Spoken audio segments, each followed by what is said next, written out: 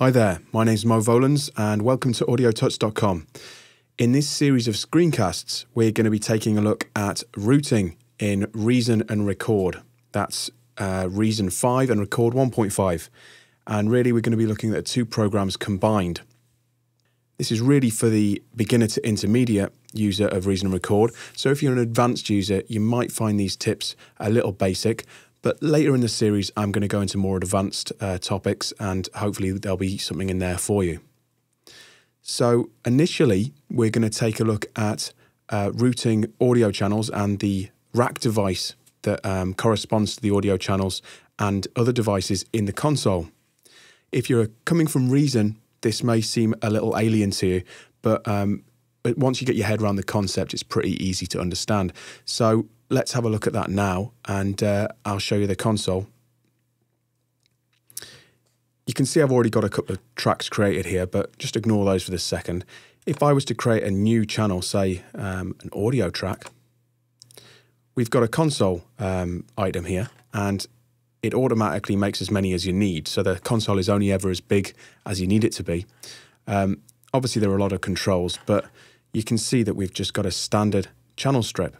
Now, if I jump back to the rack, we've now got a new device here, audio track 2, the one at the top, that corresponds to that in the console. And this is the main thing to get your head around in Record, is that every time you make a device or a audio track, a corresponding device appears in the rack. And this just allows you to route audio in and out of the track and gives you quite a lot of options. So you can see here we've got our mute and solo, time stretch type, and you can also see the same metering as you would see on the console. Really, if you're in the rack, it saves you having to jump back to the console every time you want to look at the level or mute or solo something. And also, if we open it up, you can see that we can insert our effects here, change inputs and bypass effects. We can also get into programming macro controllers, which we'll get into later in the series. But for now, let's flip this round and I'll show you what we're going to be concentrating on. You can see there's a few connections here. There's some CV-based stuff, which we're not going to be touching yet. And there are some audio outs and audio inputs here. There's also a little window that opens when we use our insert effects that we'll be looking at later in the video. But first of all, we're going to concentrate on the sidechain input.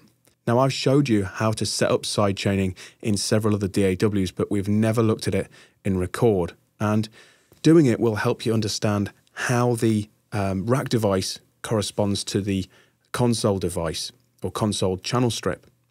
So I'm going to delete this actually. And I've set up a basic project here, really basic. And I'll open up the devices and flip the rack round. I've actually got a reed drum playing, just a straight up kick drum, which is fed into a spider merger. And I'm going to disconnect this for now and show you it in real time. Now the reed drum is going straight into the splitter, and then we're going to put the output of this into the input of its rack device. And that just means you'll be able to hear it. So if I play this back,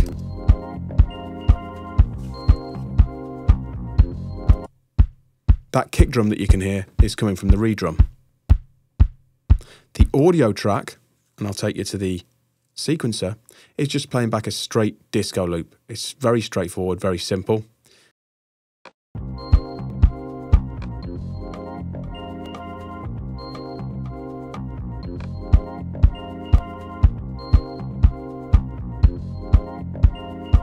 And you can see that the bottom end of the loop is swallowing the kicks slightly. So some sidechaining would be great in this situation. So if we flip the rack round again, we can use this spider splitter and take a feed from the kick drum that's coming out of the reed drum and feed it straight into this sidechain input of the audio channel.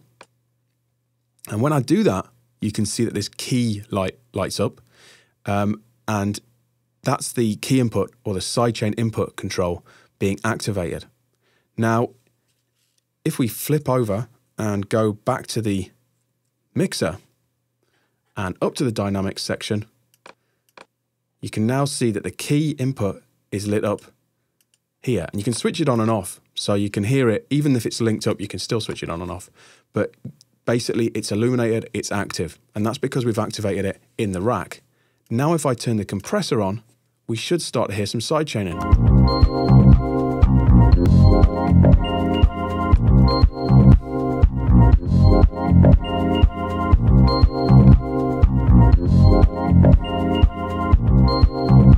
And it's really that easy to get a sidechain input going. And although you can use the M-Class compressor to do the same thing, it's nice to have the controls right there in your console and see the gain reduction happening in your channel strip. Next up, we're going to take a look at the direct outputs. So if I flip the rack round, you can see we've got a direct out here. And that's for feeding the output of the channel, the audio channel, or any other device. You can see that every other device has got one too, and you can feed it directly to anywhere in Reason.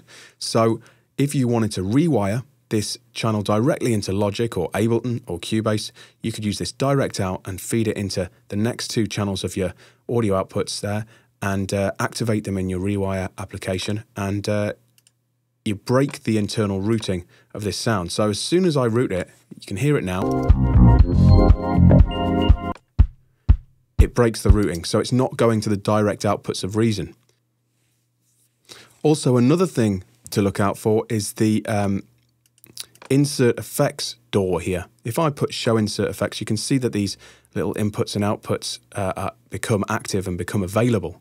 Now, if I insert a compressor, now these are just insert inputs and outputs, and any device that you put in here will be automatically routed.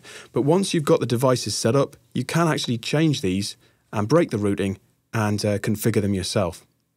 So hopefully that should give you a bit of an overview of the three different connection types on the back of the rack devices here: the key input and sidechain input, the insert inputs and outputs, and the direct out. They're all very useful and pretty simple to get your head around. So in the next video in this series, we're going to take a look at some more complex things like routing multiple output devices into the master section and using sends and returns and submixes within Reason and Record.